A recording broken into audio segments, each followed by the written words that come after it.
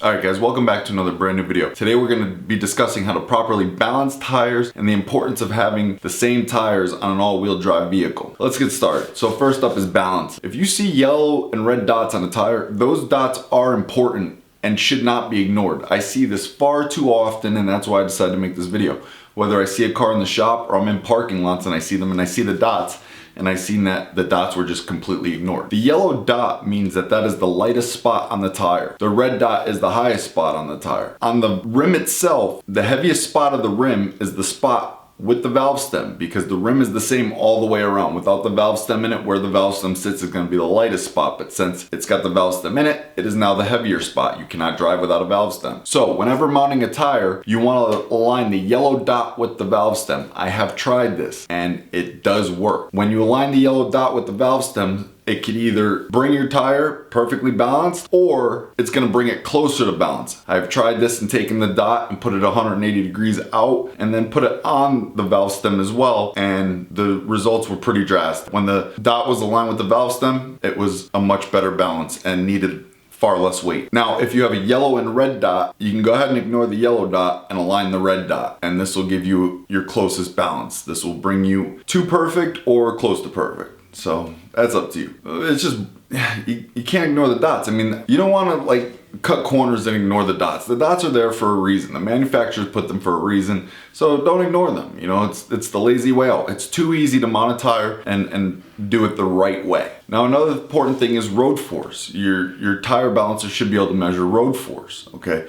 Now there's two different standards for road force. You have for your P tires and then your LT tires. Those are gonna be two different, you're gonna have two different tolerances for those two types of tires. Obviously with your LT tires, there's a lot more leadway than with your standard P tires. If the road force is excessive, you can get a vibration in your tire. You can, you know what I mean? Like you can get some abnormal vibration and wobbles. You don't want that. So you always want to have a balancer that can check road force. Now, if the road force is high, you can normally force match it, meaning it shows you where to mark the rim and then mark the tire, break the beads back down and spin the tire till you mark your lines up on the rim and tire, and then go ahead and rebalance it, and it should bring it into spec. If not, you should be able to do a test on the rim to tell you if the rim is bent and that's what's causing the excessive road force. And if that's the case, then you need to get a new rim.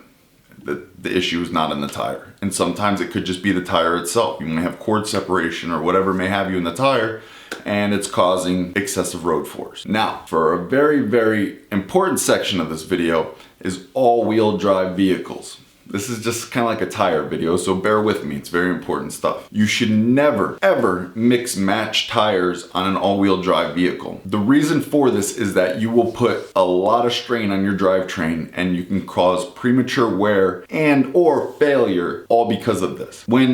When you're replacing tires in an all-wheel drive vehicle, you don't want to just replace one or two tires. You want to replace all four. And when you replace all four, you never want to use different brands. You always want to stick with the same brand for all four tires. I'm not saying you have to pick a good brand or a cheaper brand or whatever. Just make sure all four tires are the same brand. The reason for this is different manufacturers come with different tread depths on their tires. So if you have usually anything less or anything more than a 2/30 seconds difference, you're gonna wanna go ahead and change out those tires. You wanna make sure that all the tires are within at the most 3/30 seconds difference. The reason for this is because the lower your tire is, the faster that wheel's gonna spin than the tire with more tread. And with all the sensors and everything going on, your car's gonna think you're slipping, you're sliding, and it's gonna put all sorts of wear. It's gonna try and correct it. It might do this, it might do that, and overall stresses out your drivetrain and will cause premature wear. Now, I used to think this was a myth, it's not. It's not. We've discussed this in plenty of classes and everything was thoroughly explained, and it's just something you don't want to do. You want to make sure that all the tires are the same. Very, very important. So if someone comes into your shop, has an all-wheel drive vehicle, you want to make sure that they leave with the proper corrections made.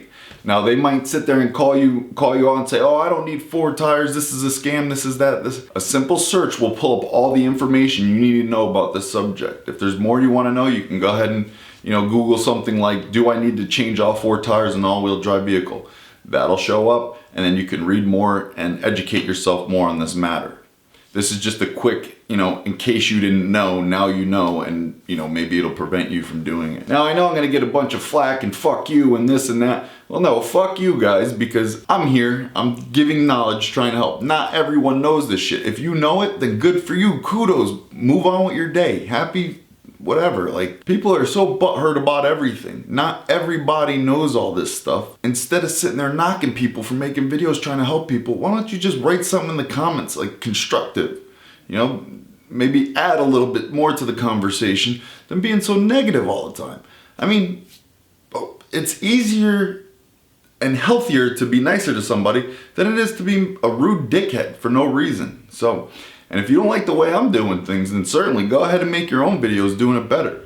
That's the best way you can do it. There's nothing worse than a hater that's got shit showing anything that they can do anything better and they're sitting here hating. But again, guys, check it out. The balance, watch your dots, and then all-wheel drive vehicles, check that tread depth. You know, even if you gotta rotate tires, the front tires are gonna wear faster than your rear tires on an all-wheel drive vehicle. So when they come in and those front tires are, say, 630 seconds and the rear tires are 830 seconds, go ahead and switch swap them. You know what I mean? This way here, they get more out of their tires. You know, you're doing them a good deed. This way here, you don't hurt their drivetrain and you do prevent them from having to make costly repairs for something that could have easily been prevented. Anyways, that's all I got for this video, guys. Hope it was semi-informative to you. Hope you learned a little something. If you already knew it, well, good for you, whatever. But remember too, if you plan on doing any shopping on Amazon, make sure to click on one of the tool links in the description to get to Amazon. You do not have to buy that tool or product. Just click on it to get to Amazon and then shop as you normally would. And that'll help support me and this channel to get new gear to make better videos and other stuff. So this is my second video today. I had a little bit of extra time and I was just scrolling around and I seen something. I was like, you know what? I should probably do a video on that. It might help somebody. Might help them from making the same mistakes I used to make. Nobody's perfect, you know, simple as that. So I hope you guys enjoyed this video. And again, I'll see you on the next one. Later.